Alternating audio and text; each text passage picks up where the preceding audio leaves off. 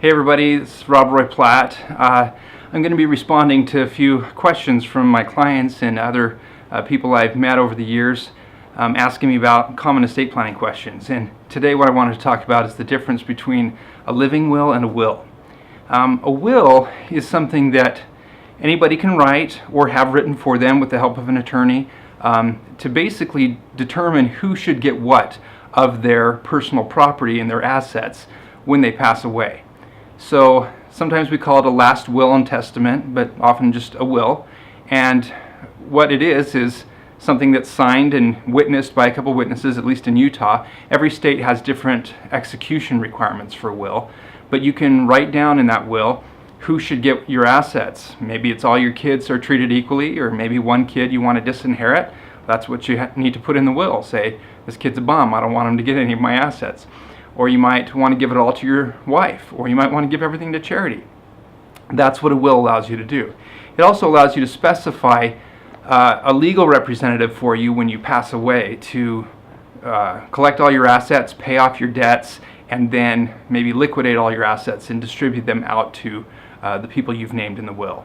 So that's what a will is. Now, on the other hand, there's something called a living will, and it's a term that's actually pretty confusing. A lot of people get it confused with a living trust or a will. They combine it, well, I want a living will or something. Well, what that is a term that references a healthcare document that you can actually specify what type of healthcare you want given or removed at kind of the end of your life. For instance, if you're in a coma or if you've had a stroke and you can't speak with your doctors, a living will can specify what kinds of care you want to have given to you while you're under the care of a doctor, or more importantly, what kind of care you don't want to have given to you. Maybe you feel like you've lived a long, good life and you don't want to be kept in a hospital or in a nursing home for years to languish. A living will is an important document that allows you to say, hey, if I meet these circumstances, I want life-sustaining support removed.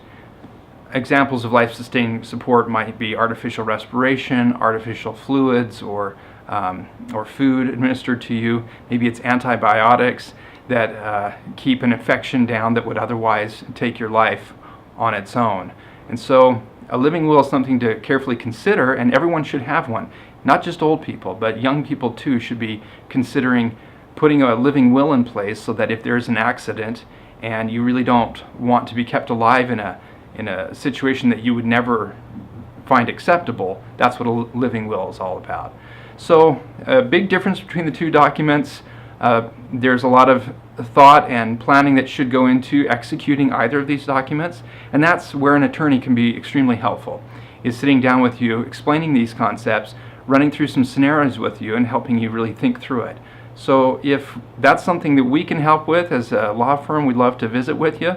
Give us a call, and we'd love to teach you a little bit more about this and make sure we put this type of stuff in place for you.